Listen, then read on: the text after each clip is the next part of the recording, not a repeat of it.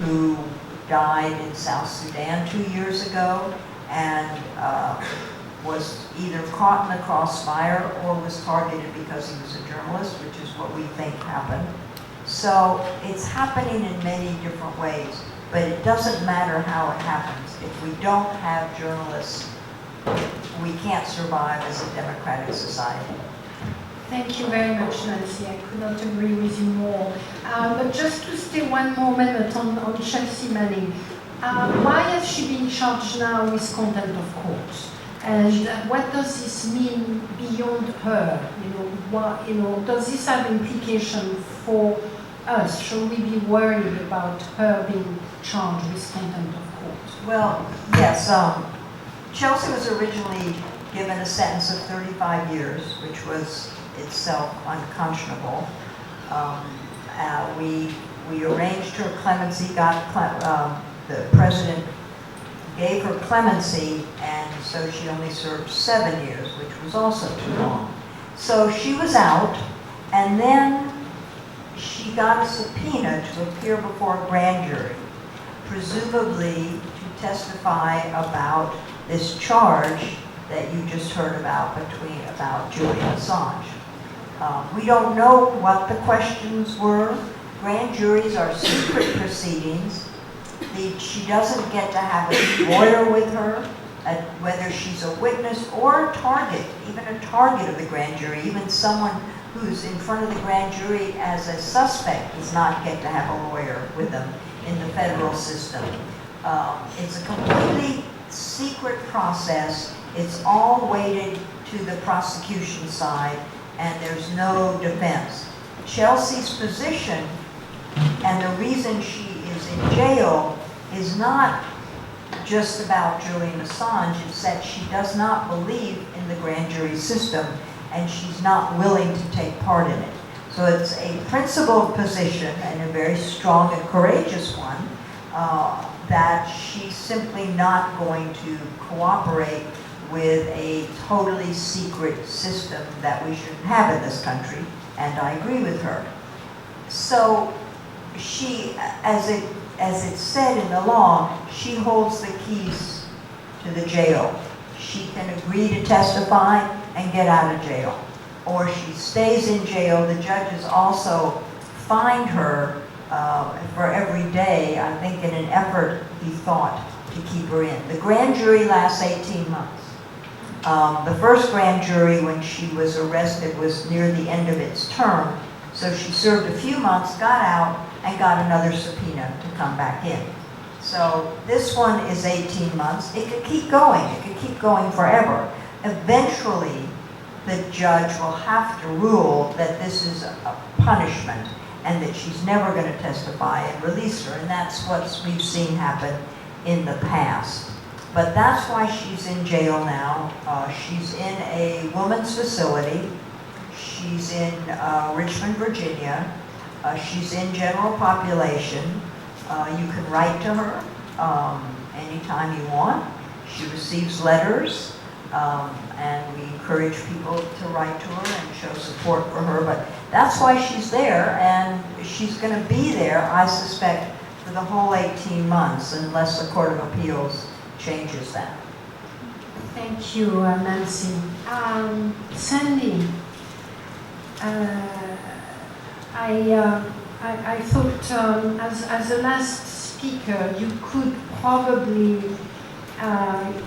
lift us to a global stage, because that's where you work, and I know that you've done this excellent overview of how whistleblowers are treated around the world. So I was hoping that you could do that for us tonight. You know, what's the state of play right now around the world as far as the whistleblowers are concerned, and how does the US fit into that global framework? Great. Well, I'll give an overview of whistleblowing internationally, and then also refer to an amicus brief that we put together in support of Chelsea Manning's appeal that compared her sentence to what she likely would have received in countries that we consider to be our democratic allies. So whistleblowing has quickly matured into a norm of international law and custom. The United States was the first country to pass a whistleblower protection law in 1970. That was strengthened in 1978 following the whole Watergate situation. But, and then the next country to adopt a law was the United Kingdom in 1998 and South Africa in 2003. So a pretty slow development over that 50-year period. Then whistleblowing became more common in the fight against corruption. So in 2003, actually, the United Nations adopted a convention against corruption, which has now been ratified by 137 countries, including the United States. And that commits the signatory states to provide protection for anti-corruption whistleblowers. Similarly, in the Council of Europe, there's a treaty that protects whistleblowers who disclose corruption, and that is defined as illegal activity of misuse of power or misuse of public funds. The Council of Europe, which is the body of 47 member states that spans the whole of Europe, started to address the situation of national security whistleblowing following the Snowden revelations of 2013. And the first body of the Council of Europe to address this was the Parliamentary Assembly, which is comprised of legislators from the 47 member states. In 2015, this Parliamentary Assembly issued a report finding that Edward Snowden was indeed a whistleblower and calling on member states to provide him asylum unless he was returned to a country where he could raise a public interest defense. And it was quite dramatic to be referencing the public interest defense because that has not been spelled out in a treaty, and it's rarely been spelled out in statute. The only country that has a clear public interest defense for national security disclosure is Canada. The UK, the Official Secrets Act, is often thought to be one of the most draconian. In fact, it only provides a 2-year penalty for disclosure of classified information. And the 1989 law added that there's only a crime if the information disclosed damages the national interest. The Official Secrets Act cases are tried to juries, and that gives room for making the arguments that one would want to make on behalf of Assange and Manning.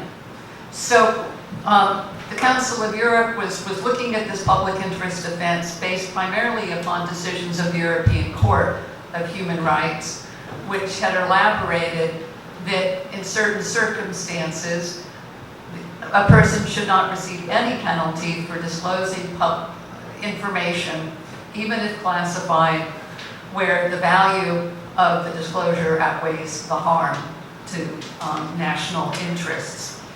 And the factors that the European Court elaborated included some factors that the best practice would challenge. So it included that there had to be good motive, and that there had to be a belief in the veracity of the information, that there could be no alternative methods for disclosure.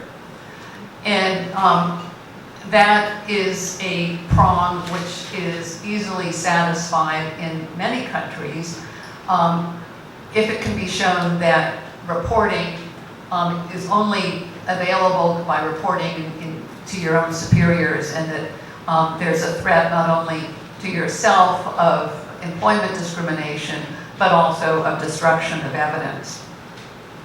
So in 2015, this Parliamentary Assembly passed a resolution on whistleblowing, where it expressly said that a person in Snowden's situation should not be found to be a whistleblower if his disclosures was in compliance with the Council of Europe standards that have been previously articulated, or those set forth in the Schwannig Principles on National Security and the Right to Information. I brought this pamphlet along, and it's a side note is that this really demonstrates the power of citizens in making international law. These principles were developed by 22 organizations working together with UN rapporteurs on freedom of expression and on national security, and also regional special experts. Sitting down in meetings, often with security officials around the world, consulted about 500 people all over the world, including national security experts, former police, ministers of interior, and developed sufficient credibility that the Council of Europe was referencing this as the standard. The Schwannig Principles not only set forth a public interest defense, but also say, even if a person can't qualify for a public interest defense, criminal penalties for disclosure to the public should be available only in the narrowest of circumstances, and set forth 4 criteria. The first is that criminal penalties should apply only to the disclosure of narrow categories of information that are clearly set forth in law. So it can't be simply that something is marked as national security.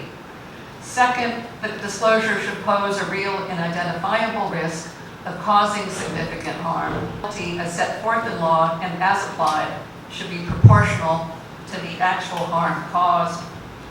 And fourth, the person should be able to raise the public interest defense, as also outlined in these principles. So these standards are finding their way into case law in a few countries, and are being referenced especially when laws are being drafted. And what's interesting is that countries are not challenging the credibility of the drafters of these principles, or they're not challenging the source of these materials, because they are based upon international jurisprudence. They may argue about the ineffectiveness or about the challenges of having the vagueness of a standard like the public interest defense. I'll move on, Yes, so Sandy, how does the issue that were raised so far in the United States, how do they compare to the international standard, and B, the international practice? Is the US an outlier in its treatment of whistleblowers, or is it actually following global pattern? well, the use of the Espionage Act is definitely puts the U.S. as an outlier. In terms of the penalties for unauthorized disclosure, as strong as the statements of the Council of Europe have been, individual states have not had the opportunity so much to actually apply these laws. So we're not sure what would happen if there would be a similar kind of large-scale disclosure. But the closest case that I could find was from Israel. There was a case in 2000 of an army soldier who disclosed about 2,000 documents on a CD to the media. And these documents showed that the IDF had approved assassinations in the West Bank, even when it could have been possible to arrest the targets instead. And the top-ranking army officers authorized the killings in advance, in writing, even if innocent bystanders would be killed as well. This was quite a disclosure, not only because it suggests war crimes, but because the IDF had intentionally violated a 2006 decision of Israel's Supreme Court. The intelligence service said that this was, these disclosures put Israeli troops at harm, and indeed put Israeli civilians at harm.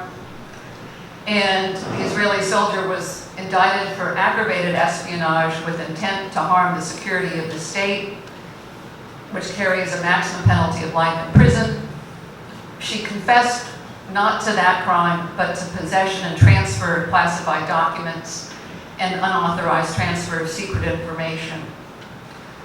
She was sentenced to 4.5 years, and on appeal, the Supreme Court reduced her sentence to 3.5 years, recognizing that the documents could indeed have put civilians at risk, but nonetheless, she had admitted her guilt, she had cooperated with authorities, there was no prior offenses, and the information disclosed was of very high public interest.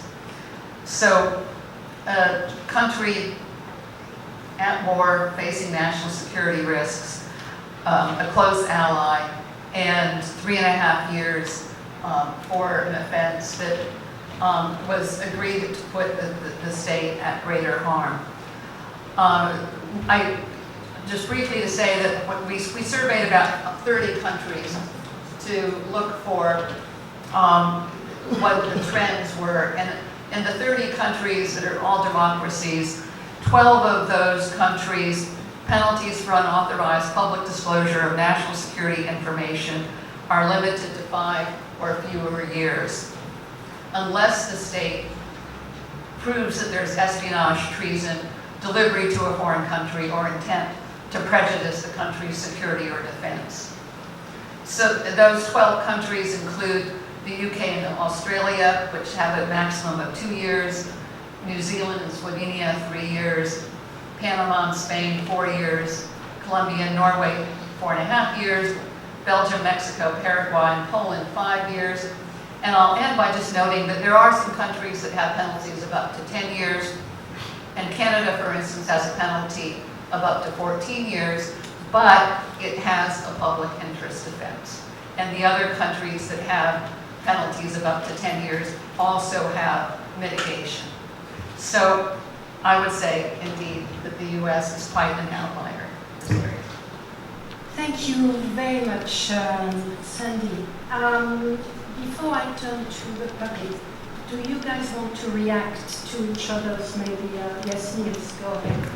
I just want to follow up on just the last example you brought with the Israeli case. How many of the officers that were involved in these operations of assassination have been prosecuted? Do you know? Right, I don't know. But we... Because that's the elephant in the room in all these cases. Okay, so there were a couple. Where is the mic? Okay, back is here. So you want to? We're gonna take a few questions. Hi, I'm James Goodale. I was counsel at the time for the Pentagon Papers case. I would like to say that I thought the panel was terrific. I thought the articulation of the public interest standard was great. However, for me, and I'm quite sure I'm right about this, the Assange case is not a public interest case, it's a First Amendment case. And I would have liked to have heard from the panel what they thought about the application of the First Amendment to Assange. I think that it's quite clear that it is a First Amendment case. I don't want to bore the audience with all my reasoning. And I think that, secondly, when the government comes in and is met with the First Amendment defense, it's not a slam dunk for Assange. It's going to be a difficult, a not easy case for the government to prove that the disclosures in question constitute a clear present danger to national security. They're going to have to show, in my view, because it's what they had to do in the Pentagon Papers case by case, why a particular disclosure violated that standard. I can go on for a long time, but I won't. Thank you very much. Do you guys want to take these questions?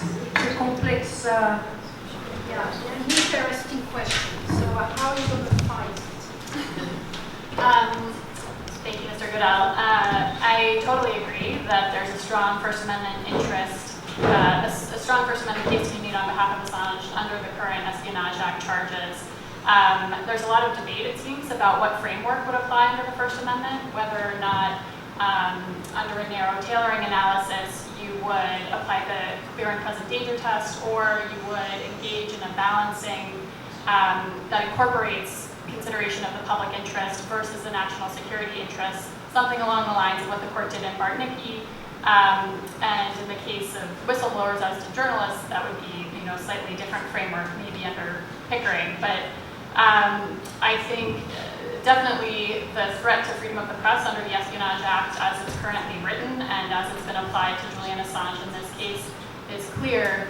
And there are other arguments you could make about the overbreadth of the statute, the fact that it's been selectively applied to individuals who release information that embarrasses the government or makes the government look bad, as opposed to numerous instances in which leaks have been made intentionally by the government to bolster the government's case in a particular situation. So while a number of different arguments have been made about the way that the First Amendment applies in a particular case under the Espionage Act, given that this is the first prosecution of a publisher of information of clear public concern, it seems as though the First Amendment should come into play and be a strong defense for Julian Assange. Thank you, Carrie. Nancy, you want to follow up? Hi. So what happens, let's say, with Chelsea Manning's case, that let's suppose what she did, for argument's sake, is in the public interest. Let's suppose that that should be a legal defense, and it becomes standard. My concern is what happens, who should decide if it's in the public interest to release classified information? What happens if you have thousands of potential whistleblowers saying, oh, okay, I'll release classified information, it's in the public interest? You mentioned Canada as an exception, they allow it in the public interest, but Canada, in terms of foreign policy, has had a history of neutrality, so I don't know if that would be the best example, but I'm interested in your response. So a bit more challenge, which is good. We actually initially wanted to have an additional speaker here who would have taken maybe a more aggressive position regarding those cases. So how do you answer those who argue that these actually leaks are an actual threat to national security and so on? That would set a bad precedent. Right. So I'm going to start with the easy question about Canada and then come back. So not to minimize Canada. Canada is one of the Five Eyes, along with the United States, the UK, New Zealand, and Australia. It has access to just about all intelligence information that the US has. So it's one of the US's closest allies, and it has access to certainly the information that Snowden had. A question that I would ask is, why haven't there been more disclosures? Why haven't the consciences of technologists in the Five Eyes been motivated to disclose?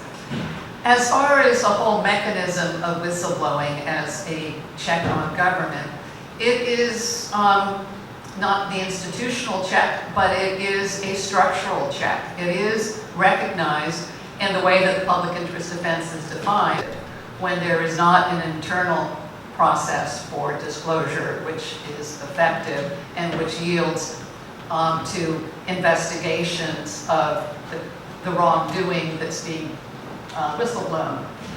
As Niels mentioned, this is probably the weakest point of most internal disclosure regimes.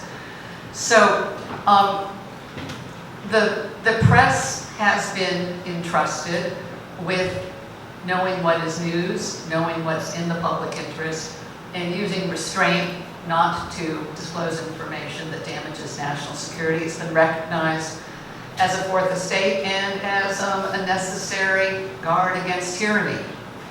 And Now the argument is that whistleblowers are a key part of that structure, that the journalists need their sources, and the whistleblower goes to a media. The media may exercise its journalistic principles, but in any event, there is a check because if the court or the jury find that the public interest does not outweigh the harm, then the whistleblower does suffer a penalty. And beyond that, I suppose one can say that the literature shows that whistleblowers always suffer a penalty. They always lose their careers.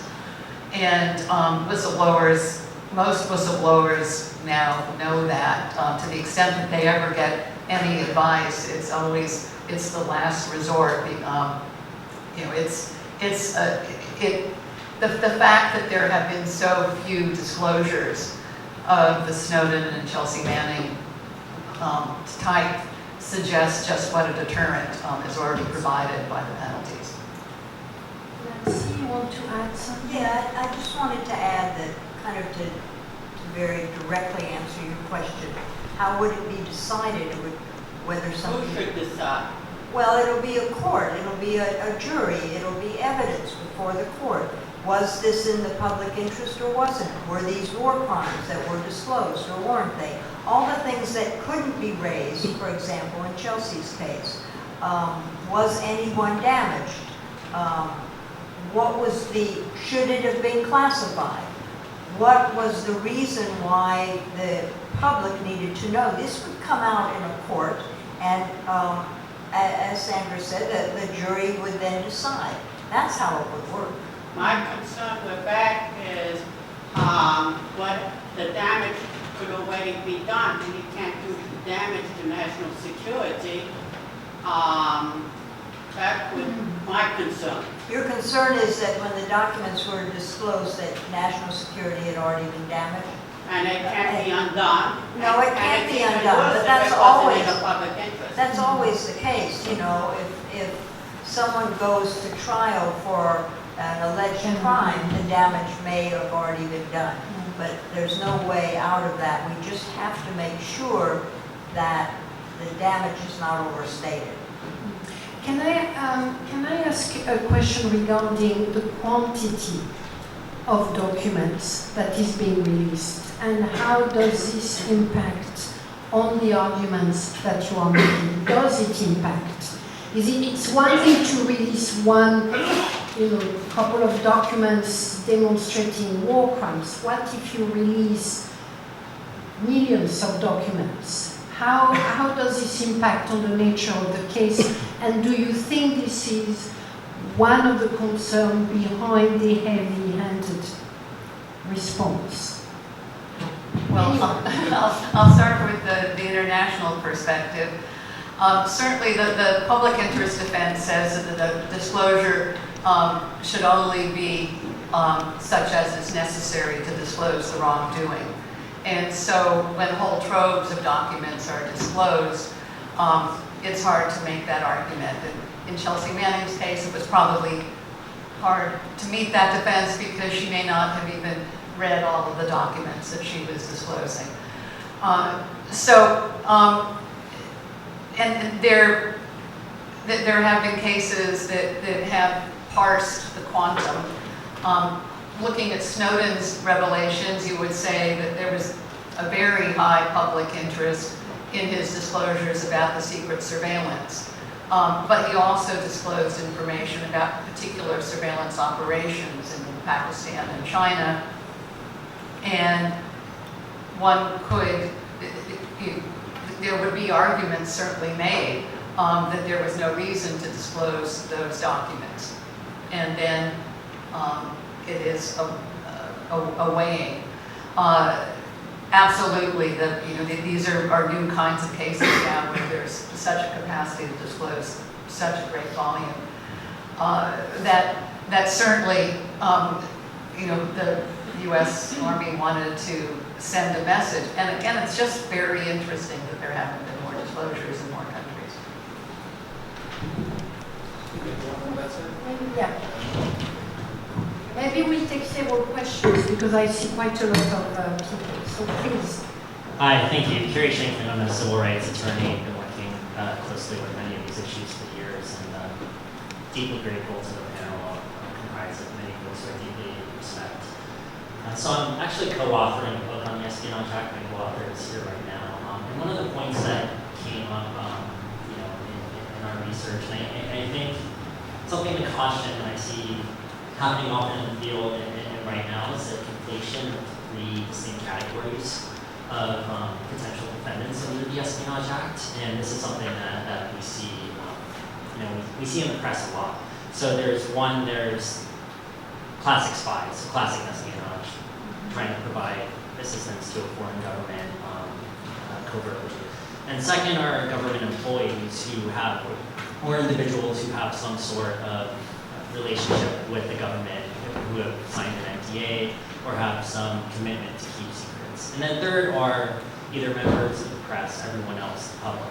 And I think, at least so far in this conversation, and a lot of the time in the press, we often see like, Julian Assange is a whistleblower, or the idea that all these folks get lumped together, when actually, and this I think is going a little off Mr. Goodell's point, is that these should be really distinct categories of people, and that under the First Amendment, Julian Assange is indistinguishable from any person in this room. And I think that's really important to keep in mind in terms of the framework that we're creating, and I think it's one of the key problems of the Espionage Act, in that legally it creates a system where we're putting the same penalty, the same legal obligation, and the same lack of public interest defense, if you will, on all these categories. Because I actually would agree with the panel, and have been advocating for this for years, that we do need a public interest defense for whistleblowers. But I don't think we need a public interest defense for members of the media. If I'm charged under the Espionage Act for retweeting a New York Times story that contains classified information, I don't want to have the burden to come to court and prove that what I tweeted is in the public interest. There should be an absolute First Amendment defense to that activity. So, thanks. Okay, let's take one more or two more, and then we'll open up to the... Dear, I was meant to hog the mic a little bit. My name is Paula Isella. I'm from New Hampshire. I'm an online and on-the-ground activist for Team Assange, which also is Team Chelsea. I'm here with Laura. Ordinarily, we would be home live tweeting this event, because that's what we do. We'd be taking screenshots of you, writing quotes, and getting it out into the media. But you're not an ocean away. Thank you for sponsoring this forum. Awesome. I came down, it's a yo-yo trip for me, 10 hours. I came down to see rock star Nils Melzer, when, honestly, I consider myself Team Assange, which I believe Christina Assange coined that phrase, including all of us, actively advocating for her son. When you came in and did your report, you didn't let it just die. You didn't just do the report. You marketed it. You came out on social media. You did every interview you could. You did.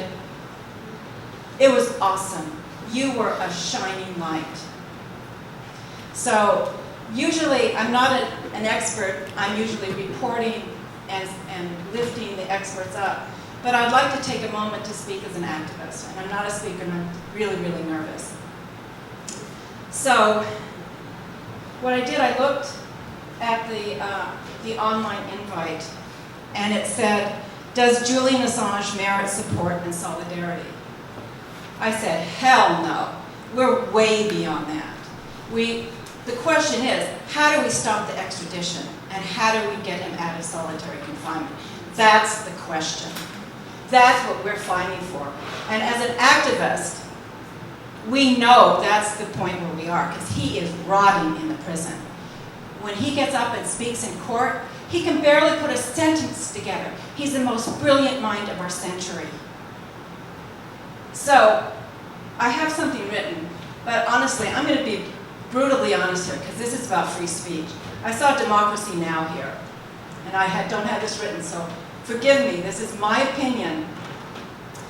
I didn't become active because I'm just a normal person looking for the truth and looking for media that's telling it.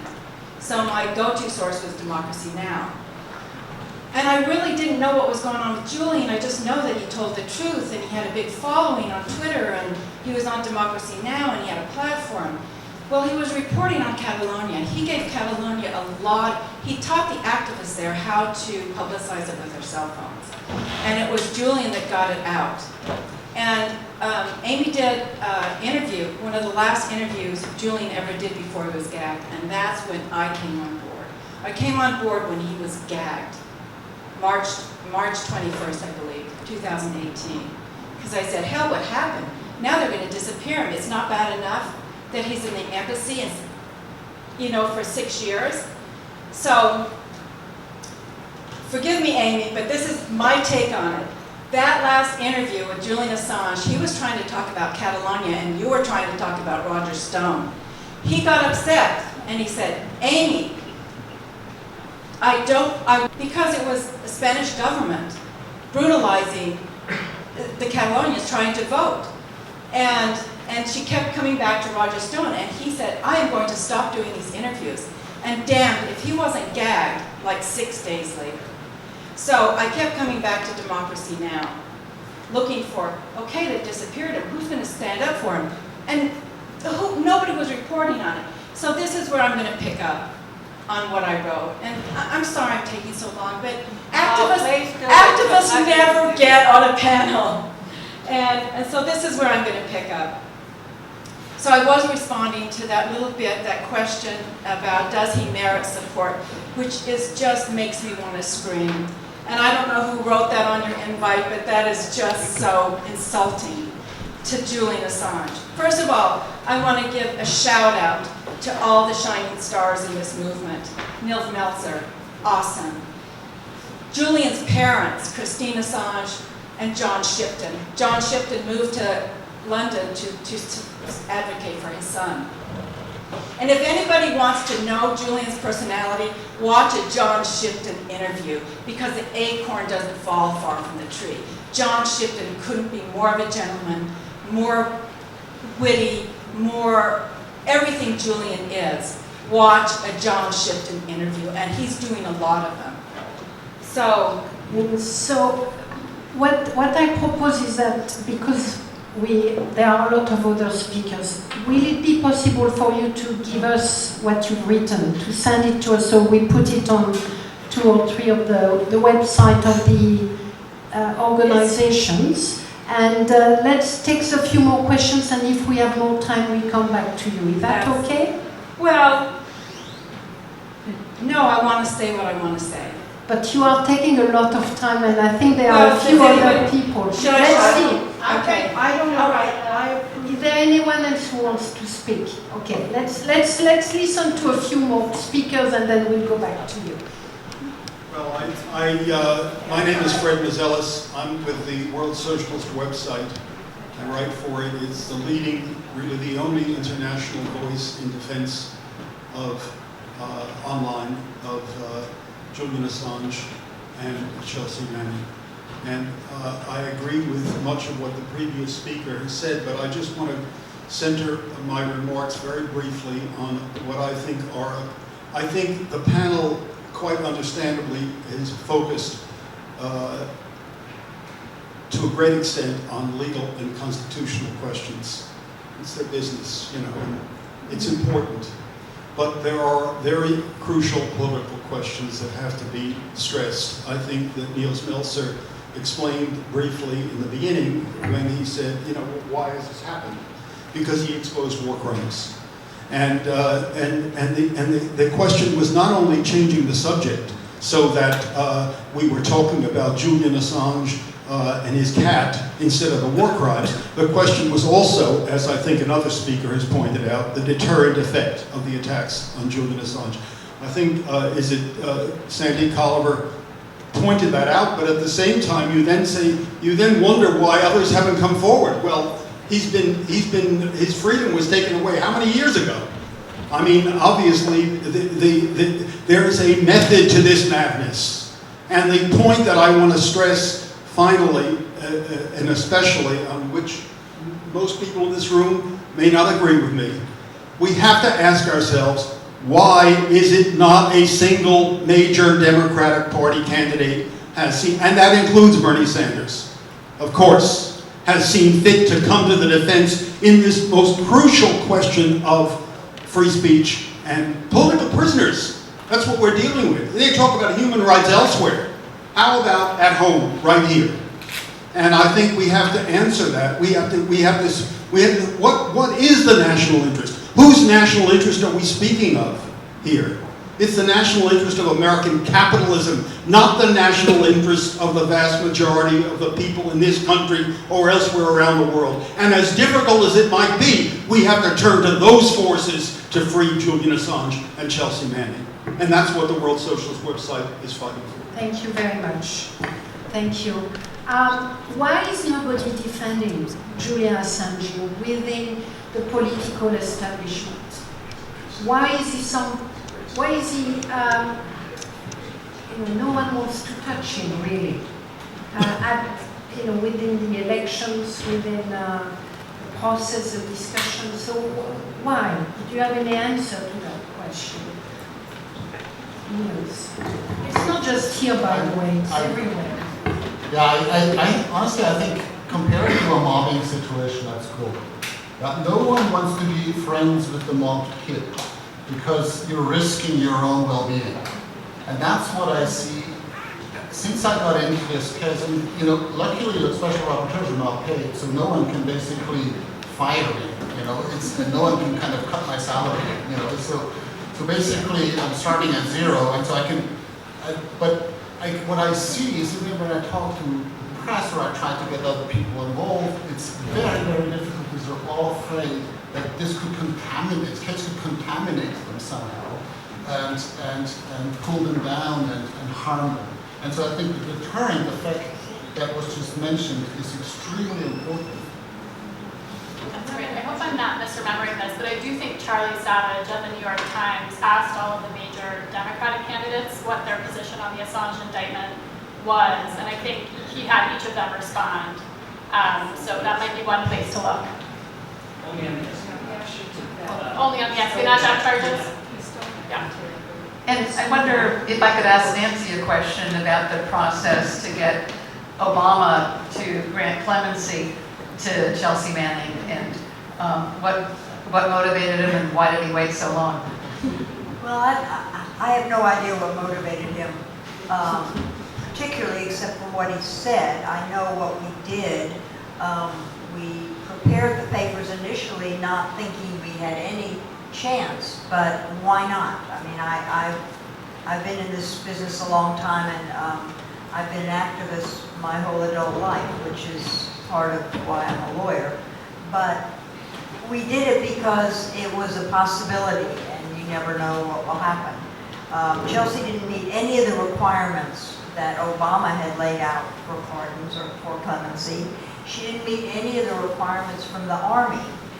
So we kind of made it up as we went along. The Army did require, because this was a military case, we had to go through the Army to get any kind of clemency or pardon.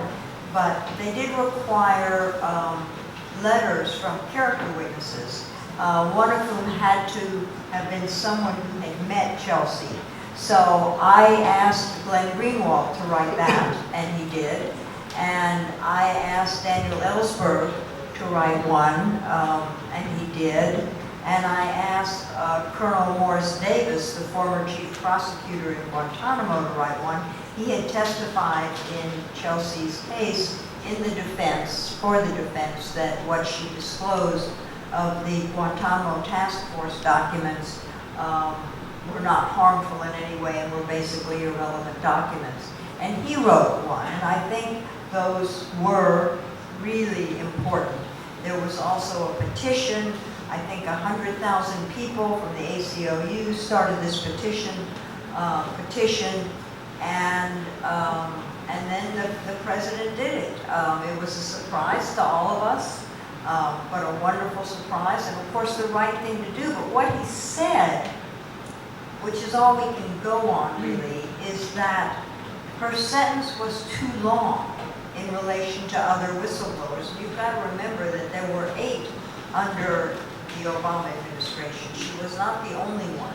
But if you look historically, and we had raised this question over and over again, her sentence was just too long, even if she was found guilty correctly of the charges. And it wasn't only the Espionage Act. There were a lot of other things that we focused on more than the Espionage Act because we didn't have a chance under it. We had a chance under some of the other charges. But he said she had served a sentence.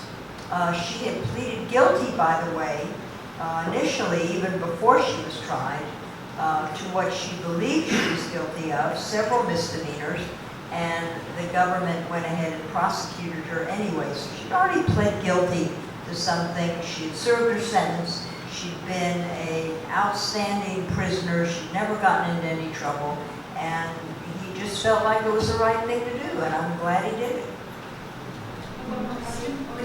Can I just say one small follow-up on this? This is maybe the right thing to do for Obama, but this is also the president that received a report from the Senate committee confirming that the CIA had a policy of systematic torture. And what was the right thing to do here? What does the Convention Against Torture say? There is an international legal obligation to investigate and prosecute and punish every single act of torture committed by a person under the jurisdiction of a state parliament. What does this president say? Oh, let's look forward now. What if Julian Assange said that? What if Chelsea Manning said that? Well, I mean, I'm a criminal defense lawyer. I thought maybe I could use that defense for every case. Let's not look at what he did. Let's just look forward. I completely agree with you. What if Karadzic and Mladic said that in The Hague? President Obama did the right thing for Chelsea. Yes, he waited too long. Yes, she served a sentence she should not have served. But I agree, he didn't do the right thing on many other areas, including the Senate committee report. Oh, no worries. Hi guys, I wanted to thank you for this panel. This is very enlightening. My question is, you brought up earlier how you had a false narrative about Julian Assange and it actually took meeting him. So in regards to that, I do believe we need to protect the press at all accounts, but I do ask, how do you guys counter press or a group of media that chooses to create a narrative that is contradictory to what the actual discussion should be about? Thank you. Zoom out a little bit and see the big picture. The media, the Fourth Estate, has the role to oversee that the separation of powers functions, right? So we have separation of powers because we no longer want absolute, power since 200 years. But then we also have the press that has to oversee that, and that doesn't function anymore. What you see popping up is WikiLeaks, and people and whistleblowers. They take that role because mainstream media no longer does. That's why they exist and why they need to exist. So any reaction to the role of the media? I think the media has after the latest charges, have actually almost done a 180 degrees shift on their position regarding Julian Assange. Is that also your experience? Because initially he was far more vilified by the media than he has been ever since the last charges, when it really hit home that actually it was not just about him, it was also about us. Well, we shouldn't forget that the media, the New York Times, the Guardian, Der Spiegel, they all got together and disclosed again what WikiLeaks had disclosed. When Chelsea first went to the New York Times and the Washington Post, they weren't interested, and she went to WikiLeaks. But as soon as WikiLeaks had the documents, all of a sudden the mainstream press was interested in it.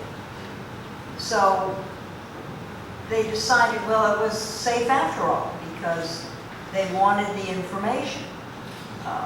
And now we really can't get any press about Julian, which says something about the mainstream press. Okay. This gentleman and then you.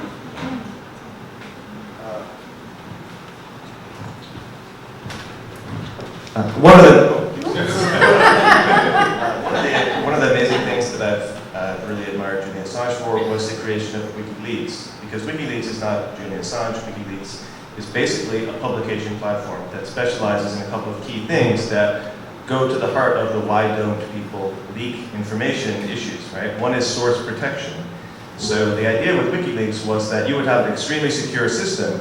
All communications are encrypted. There's no possibility that WikiLeaks themselves will know who you are. They're going to guarantee you that they don't know who you are. And no news media can do that. Only WikiLeaks was able to do that, right? At the same time, they guaranteed their sources. They made it basically a contract that said, we will publicize this. We will get the media fighting over this story. We will do whatever we can to make sure that the information you're disclosing reaches as many people as possible. So what does that do for whistleblowers? That gives them an incentive to go to WikiLeaks, right? Wow, I've got an extremely important public interest story.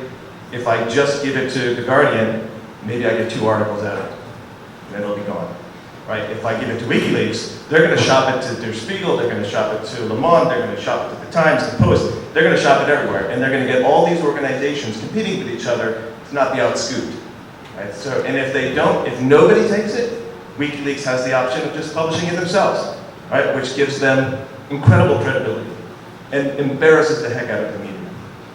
WikiLeaks is an unbelievably successful concept. And if you just look at the trove of information that they have given to us, which we will be benefiting from for generations to come. You know, like the State Department cables is in a searchable database, hundreds of thousands of cables, which you can just go, I want to search for Pakistan, I want to search for the head of state of this country, and you find this information there. People are still using this information, right? So WikiLeaks is not about Julian Assange, but he is being relentlessly destroyed because WikiLeaks is so good for us, for the people, for enabling whistleblowers, that's why he's getting this type of punishment. And I'm afraid we, civil society, ordinary people, aren't really going to be able to change that, but we should. Thank you. I had one more speaker here. Thank you very much. My mind is in a whirl because I've been studying Julian Assange and Chelsea Manning for about 2 years now. And I love my dear friend Paula for being on fire that way because I can't see anything changing unless there's a passion about this. I feel there's a horrific silence in the media that's betrayed true journalism. And I do want to say something about, somebody had asked about the amount of information that whistleblowers like Chelsea Manning were revealing and how Julian Assange was publishing too much. Well, if anybody was interested, they'd be maybe interviewing Bill Binney, who was the former director of NSA, who was also a whistleblower and is very grateful to Snowden and many whistleblowers, but he said he was the creator of a program that NSA refused to use because it held them accountable. And it was more reasonably priced. So there's all this information that people don't know. They do not want to be held accountable. There is an overreach. Classification is widely used because they do not want us to know what they're doing. And there is an executive order that it is a crime to classify crimes. I'm wondering what is going on with that. So here we have whistleblowers. It takes a lot of courage to come out and expose things. To begin with, you're really risking a lot, and they're exposing all this. And we have war criminals and these crimes being committed and classified. So something is upside down. I'm pretty upset about it. The fact about the systemic nature of all these tropes, there's a very important reason why that is so crucial, because if you might reveal one document, it's very easy for very powerful people to get around it. There's something wonderful about exposing systemic crimes. I can't enough tell you how much this issue affects me. We have a right to know. And one of the things I've loved about Melzer is his July 4th article that appeared in Newsweek. What are we going to do when our right to know is fully sealed?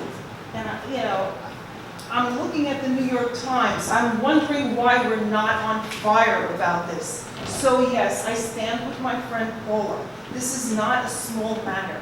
This goes beyond everything. So I'm sorry if I'm all over the place. I'm not a public speaker. I'm not an expert. But I feel like the emotion has to equal what is really at stake here. Thank you. Thank you very much. Yes. You're doing well as a public speaker. One more and then final words. Yeah. I was going to give you the floor actually. So please go ahead, Nathan, the co-organizer of this event. Yeah, I'm director of the Courage Foundation, Nathan Fuller here. I helped put together this panel, and thank you all. Thank you all for coming, and thank you, the panelists, for being here. I really appreciate it, and to Columbia, of course, for hosting us. I just want to let everyone know, for those who don't, that the Courage Foundation is an international network to support whistleblowers on other journalistic sources. We've supported Snowden, Manning, Jeremy Hammond, who's also in jail for resisting the grand jury, and now WikiLeaks. And so we host a site for Assange at defend.wikileaks.org, and you can find out a lot more about how to get involved there. And thank you again for coming. Really appreciate it. Thank you. Final words to our speakers. Sandra. There's another question in the back of the Oh, room. I see. Sorry, I missed you. Sorry. One more question. Thank you. Hi, I'm Robin Anderson. I teach media studies at Fordham University. And I was going to look at the bigger picture of the media that a lot of people have raised here. I think that the whistleblowers stand in contrast to a public discourse that has basically been closed down. And what we know is when a country is at war, the domestic issues with freedom of the press are also terribly curtailed. And the United States has been basically at war since the war on terror. And it's been a constant increase in encroachment upon our democracy. So one of the things that what we know about the media and the military is that the military considers national security to also be what we used to call the hearts and minds of the public. So if information that's going to come out is going to affect their support for war, for example, our support for war, then it can be argued, and is argued within the military, that that is protected because of national security. So my question, I actually do have a question, is we seem to be taking this idea of national security, that it's something that is real. And I would like to propose, from what so many of the people have said about taking away our rights and our democratic rights, is that when our country is at war, the nature of that war is ultimately secret, because they can only carry it out if they convince us that it's so important that they have to do it because they're going over and killing people. So we have to be in the dark constantly that this is not about international relations, it's not about resources, it's not about anything like that. So is there a legal way that we can try to make those kinds of arguments and challenge the very notion of national security, because it seems like that may be the only avenue to provide openings with all parts of the press. Because what we found now is that the major news media in our country are highly aligned with the military in what we call the Question. Sandy, I'll start with you. Oh, you can answer another question. Does anybody else want to? No, let me defer. Okay. I just have one thought on that, and that's that many people have been arguing that in an Espionage Act prosecution, you should be able to show that no harm to the national security resulted from a particular disclosure. And courts, including in Chelsea Manning's case, have considered that evidence irrelevant under the Espionage Act as it's currently written. And the government has repeatedly argued that it doesn't matter whether or not there actually resulted any harm to the national security. The question under the statute is whether or not there could have been any harm to national security. So pushing back on that and insisting that courts take into account whether at the end of the day the government can actually point to any national security harms in a particular prosecution, I think is incredibly important and bound up in the public interest defense that we've been discussing this evening.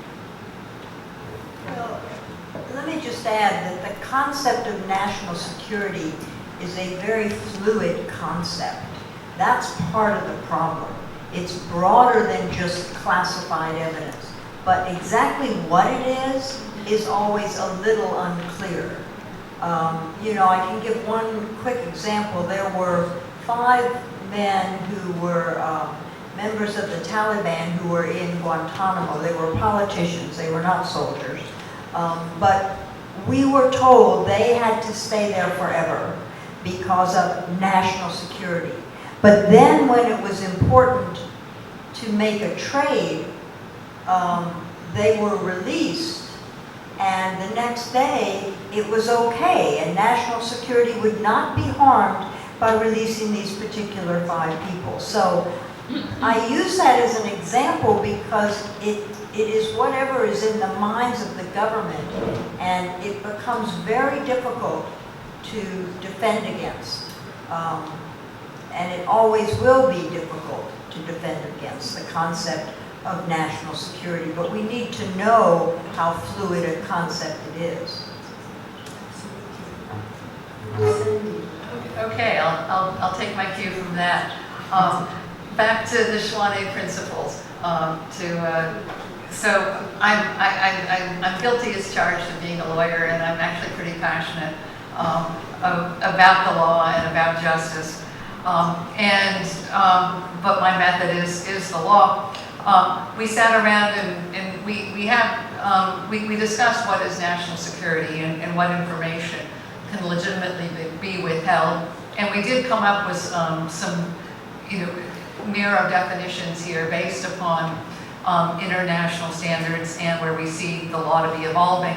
But importantly, we also set forth categories of information that may never be withheld. And that includes information about war crimes and grave human rights violations, places of detention, methods of surveillance, and laws and policies. And again, we haven't been challenged on those statements. Back to the point about the press doesn't need a public interest defense, absolutely, and I hope I didn't suggest otherwise. So in the principles also, the press should not be punished at all for disclosing classified information. We have here a principle based on international law. A person who is not a public servant may not be sanctioned for the receipt, possession, or disclosure to the public of classified information. And then we went a step further to where we hope the law is evolving. A person who is not a public servant may not be subject to charges for conspiracy or other crimes based on the fact of having sought and obtained the information. That's where we hope things are going, and we're looking, we look to litigate in forums where we hope we can start to push these principles. Thanks. And Sandy, just a quick question. I mean, the environment we live in at the moment is not very conducive, I presume, to governments progressively adopting this kind of standard. I mean, in my work, all I can see is national security issues, counter-terrorism creeping in every single aspect of social, political, humanitarian life, criminalization of humanitarian assistance because of national security or counter-terrorism. So, are the prospect of good defense and really fighting back contextual, I mean, driven by our environment at the moment and making it very difficult to be successful?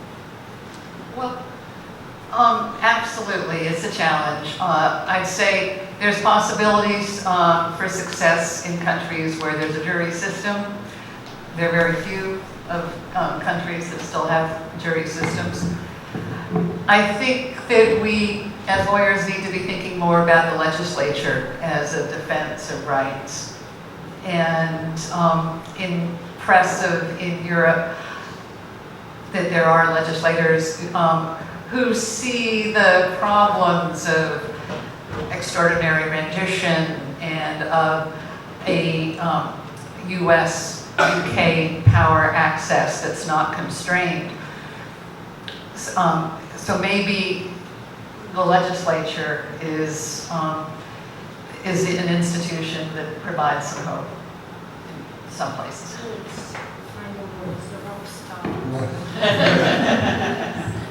You don't want me to start to sing, it will be ill treatment. No, two things. I mean, one thing that intrigued me when you mentioned Chelsea Manning being detained now, and it said that she holds the key to jail because if she cooperates, she can get out. Well, that's what was said about Julian Assange. He can leave the embassy at any time. That's what the British mission said yesterday in the General Assembly when I mentioned this case and criticized the UK. They responded, well, he could have left at any time. Well, what if you tell a political refugee, well, you can go home anytime? Now, that's the concept of torture. You can stop torture anytime.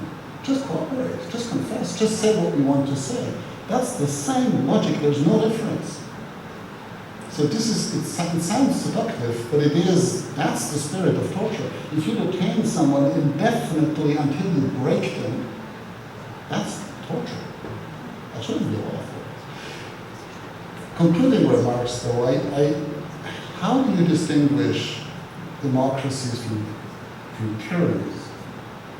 It's not about, that in tyrannies you have bad people in power and in democracies you have good people in power. No, it's a systemic distinction. In tyrannies allow for unchecked power, while democracies don't. They insist on the rule of law and the separation of power. If democracies get on the slippery slope of striving to, based on whatever arguments, national security, crisis, war, and so on, they start to kind of shrink that space and prevent separation of power and oversight. And then you see the mainstream media playing the game and so on, and no longer controlling the government and the three branches of government. If government no longer reacts to Parliament, Congress, concluding that it has been tortured, they don't prosecute, the judiciary doesn't prosecute anymore. By the way, Britain just now copy-pasted that.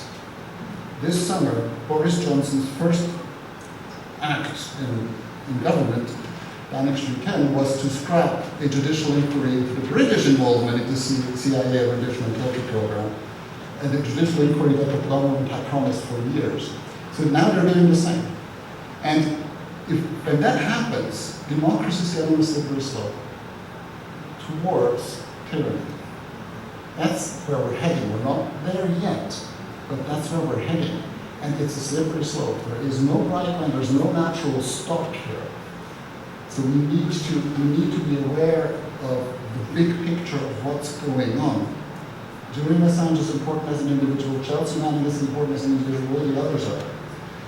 But what this really is about is the elephant in the room. And the only way you can miss an elephant in the room is when you have a bright spotlight pointing at you and behind the spotlight is the elephant. So whenever you look in the spotlight, you can't see them. That's why they put the spotlight on all these people, and now we're discussing, public interest defense and all these things. It's important. But the elephant is in the other corner. And there is no oversight. Even when we have reports and evidence for war crimes, there is no consequence. There is impunity. That's the big scandal here. Here, in the UK, in all other countries as well, it's not about US bashing. The US is a great country. But this is not the way we should be headed.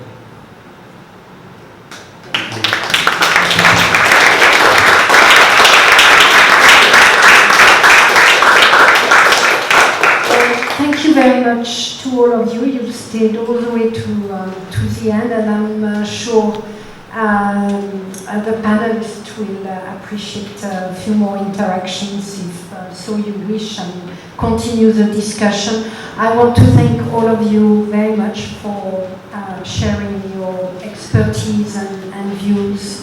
And thank you to Niels as well for the fantastic work you've been doing over the last 10 months defending Julian Assange, but in a way that your mandate was not necessarily leading you to that naturally. And I know this has been very tough, and I'm very grateful to you for doing that and giving an example to all of us special procedures. So thank you very much. Thank you very much to everybody.